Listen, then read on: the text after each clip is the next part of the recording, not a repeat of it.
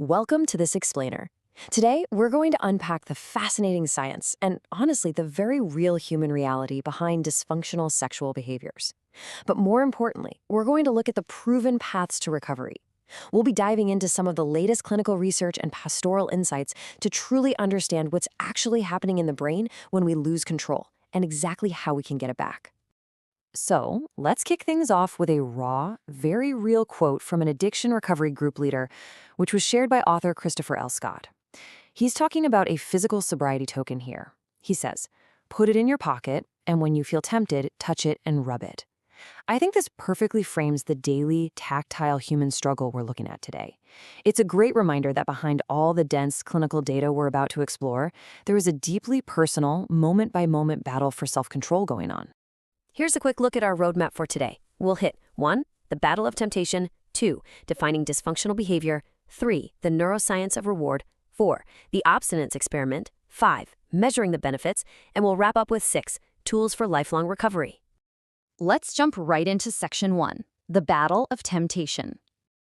Pastoral and recovery experts are quick to point out that getting clean, it isn't just a one-and-done event. It is, fundamentally, a lifelong battle. People can be clean and sober for years, sometimes even decades, only to suddenly relapse. And usually this happens when a person is going through some kind of extreme trial. Maybe they're navigating profound loneliness, severe physical fatigue, or just a really acute period of personal stress. Or they're simply placed in a highly tempting situation. That vulnerability never entirely vanishes, which is exactly why understanding the actual mechanics of temptation is so absolutely crucial.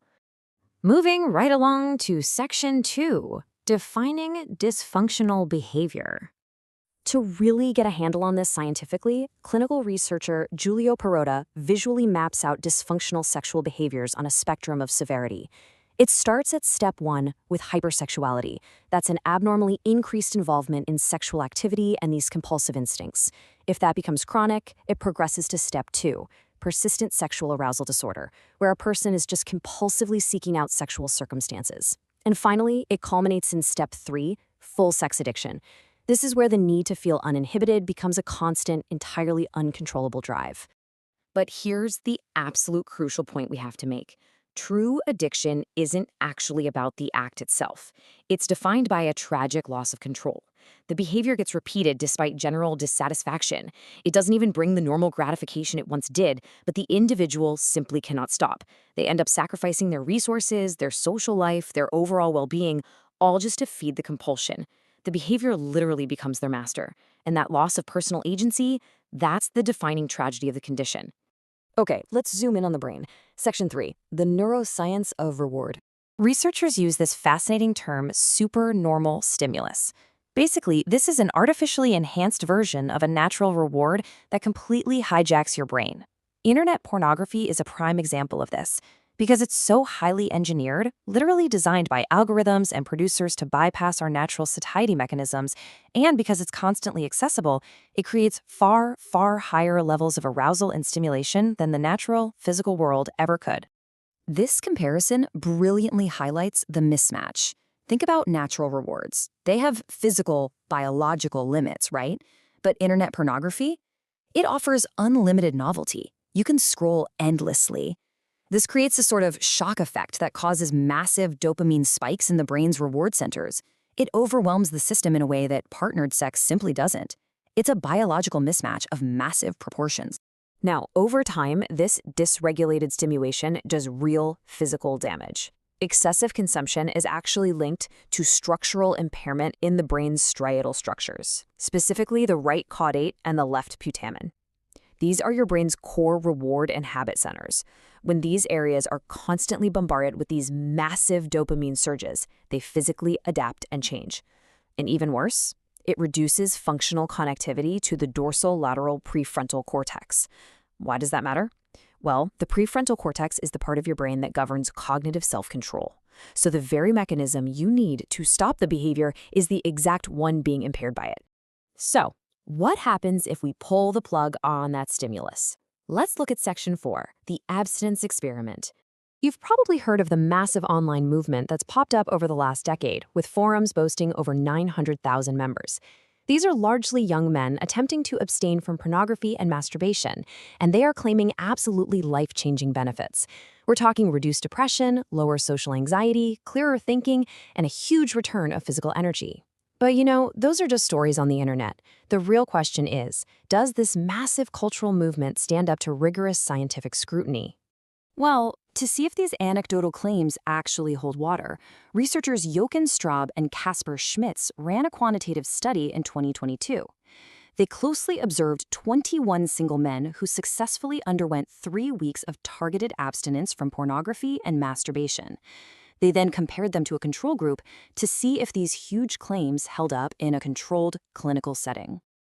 Let's look at the hard data. Section 5, Measuring the Benefits.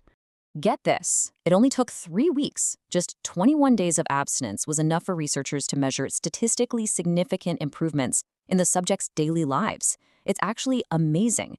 It just proves how incredibly neuroplastic and resilient the human brain really is once we remove a toxic stimulus. Take a look at these massive drops in both mental and physiological fatigue across the active groups. The participants literally got their energy back. And what's really fascinating here is the difference between the specific interventions. So the APM group abstained specifically from pornography and masturbation, while the APMS group went a step further. They abstained from all sexual behavior entirely. For that total abstinence group, the reduction in physical and mental exhaustion was even more profound. The brain was resting, and the body clearly followed suit. And it wasn't just physical energy. These guys demonstrated measurable psychological boosts too. The study recorded medium effect sizes for increased self-control, increased inspiration, wakefulness, and, amazingly, a reduction in social shyness. Think about that. By conquering a private digital addiction, these men actually became more confident and way less inhibited in their real-world social interactions. Which brings us to the practical side of things. Section 6, Tools for Lifelong Recovery. The science is strongly suggesting that by removing that supernormal stimulus, your brain's reward structures actually begin to regenerate. Remember that impaired prefrontal cortex we talked about earlier? The incredible truth here is that by fasting from the stimulus, you are physically rebuilding your neurological capacity for self-control, emotional regulation, and delayed gratification. You're quite literally healing the hardware of your own mind. But let's be real, while your brain is taking those weeks or months to heal, temptation is absolutely going to flare up. To endure those moments, the pastoral sources we examined highlight the need for a highly practical toolkit. Author Christopher L. Scott suggests a few things: finding a reliable friend you can call for immediate, zero-judgment support, utilizing a small group you can text for accountability, memorizing a key phrase or piece of scripture to actively redirect your thoughts, or even proactively scheduling time with a counselor. The consensus across all these sources is crystal clear.